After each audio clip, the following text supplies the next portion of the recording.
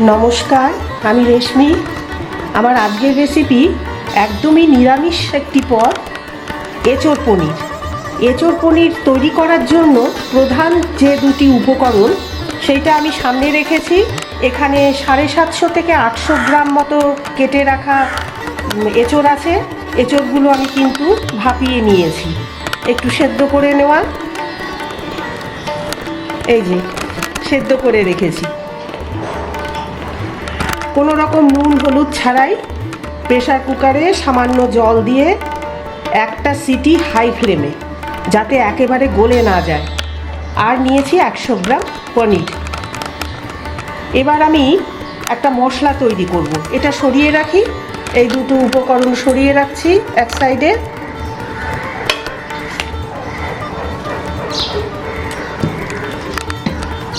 রান্নার জন্য যে মশলা লাগবে সেইটা আমি তৈরি করে নিচ্ছি। একটা মশলা তৈরি করব, তার জন্য একটা মিডিয়াম সাইজের টমেটো এইভাবে ছোট করে কেটে নেওয়া দিয়ে দিচ্ছি।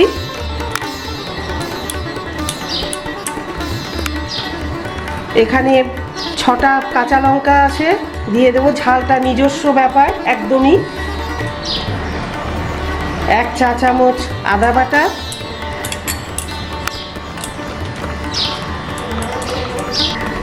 1 চা চামচ জিরের গুঁড়ো, 1 চা চামচ ধনের গুঁড়ো,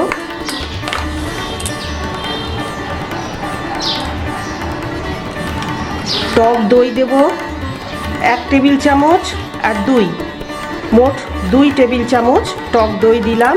সেটা কিন্তু এঁচোড় কতখানি রান্না হবে সেই পরিমাণ অনুযায়ী, আমার যেহেতু একটু বেশি তাই জন্য 2 টেবিল চামচ দিলাম। এবার আমি সব কিছু মিশিয়ে একটা পেস্ট তৈরি করে নিচ্ছি। তৈরি হয়ে গেল মশলার একটা পেস্ট। মশলার পেস্ট ঠিক এরকম হবে।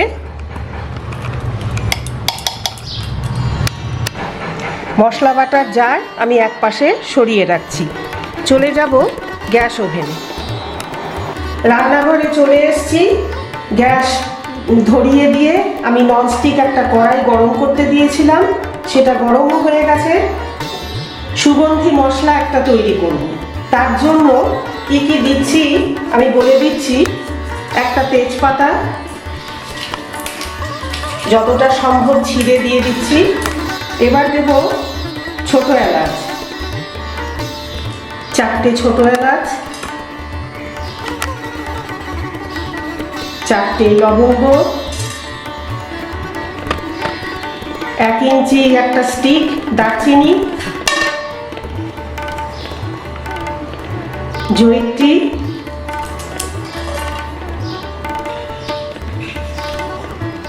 খুব সামান্য জায়ফল ভেঙে নিয়ে এসছি একটু টুকরো, আর দিয়ে দেব 1/2 চামচ করে চা চামচের গোটা ধনে আর গোটা জিরে।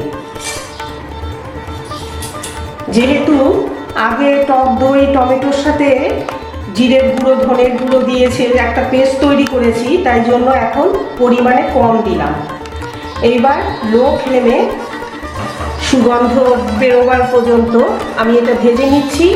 আর ওই একইভাবে মিক্সিং জারে একটা পাউডার তৈরি করে নেব।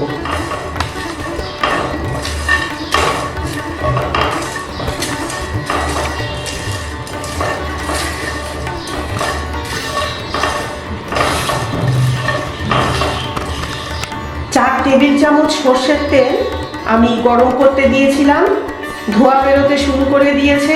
ঠিক এই অবস্থায় আমি এই সেদ্ধ করে রাখা এঁচোড় দিয়ে একটু ভেজে নেব।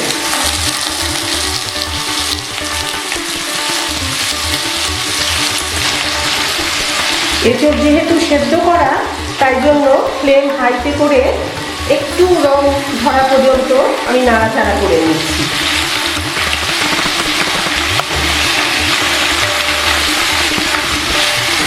এখানে পছন্দ মতো আলুর ব্যবহার করা যায়, কিন্তু আমি দিই।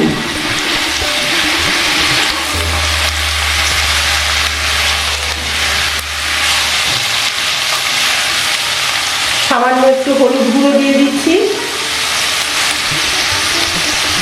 হাফ চা চামচ মতো হলুদ গুঁড়ো দিয়ে দিলাম।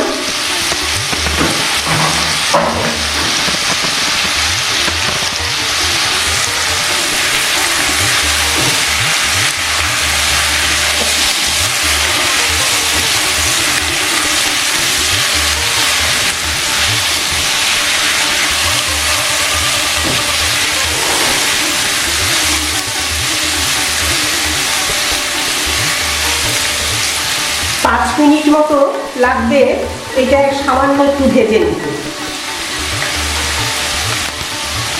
এঁচোড় ভেজে নেওয়ার পর ওই বেঁচে যাওয়া তেলে এবার রান্না বসিয়ে দিচ্ছি। তার জন্য গোটা গরম মশলা ফোড়ন, একটা দারচিনির টুকরো ভেঙে ভেঙে দিয়ে দিচ্ছি, দুটো ছোট এলাচ,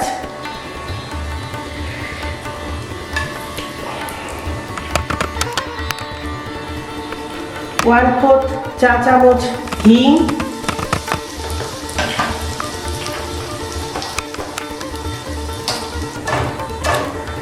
গোটা গরম মশলা আর হিং একটু নাড়াচাড়া করে নিলাম।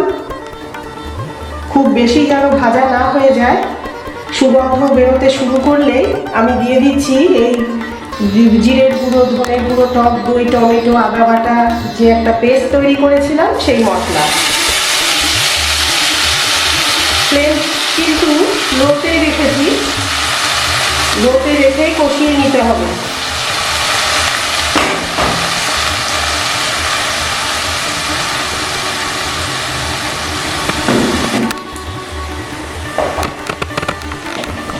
এক চা চামচ নুন,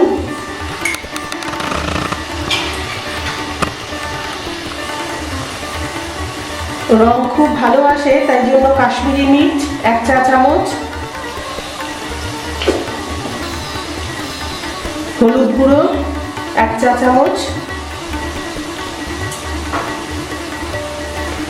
টক দই টমেটোর টক ব্যালেন্স করার জন্য আমি 1 টেবিল চামচ চিনি দিয়ে দিচ্ছি।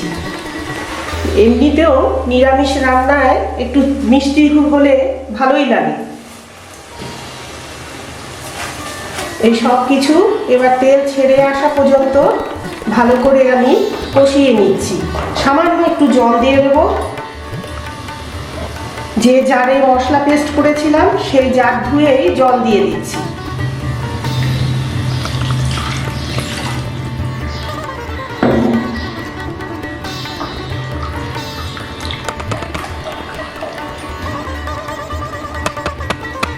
ফ্লেম লো টু মিডিয়ামে করে দিলাম। কিছুক্ষণের জন্য একটু ঢাকা দিয়ে দিচ্ছি, কিন্তু মাঝে মাঝে যাতে মশলা না পুড়ে যায় ঢাকা খুলে খুলে আমি একটু নাড়াচাড়া করে নেব। ঢাকনা খুলে নিচ্ছি।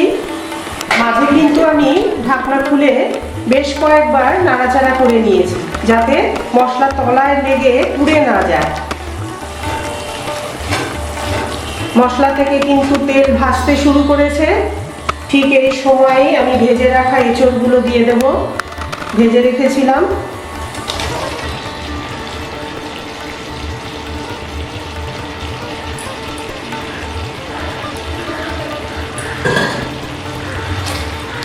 ফ্লেম মিডিয়ামে করে এঁচোড়ের সাথে মশলা খুব ভালো করে কষিয়ে নিচ্ছি।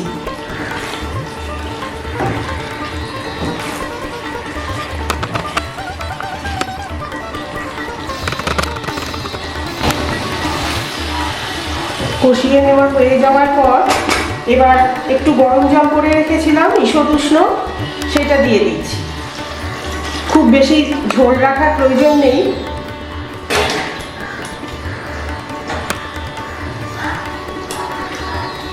ঝোল খুব অল্প রাখলেই ভালো লাগবে।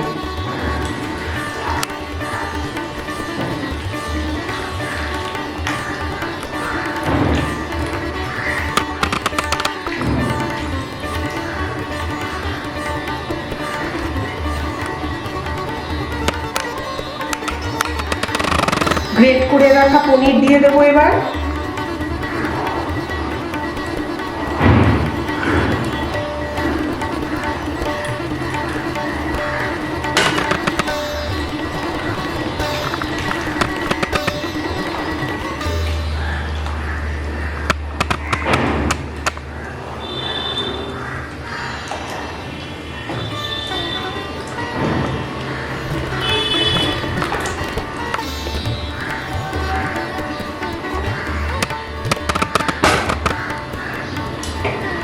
ফ্লেম মিডিয়ামে রেখে একটু ঢাকা দিয়ে দিচ্ছি।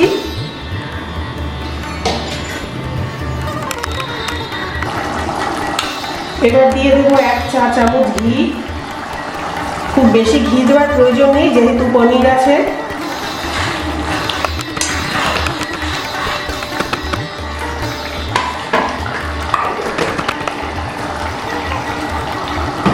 সব শেষে দিয়ে দেবো সুগন্ধি ভাজা মশলা।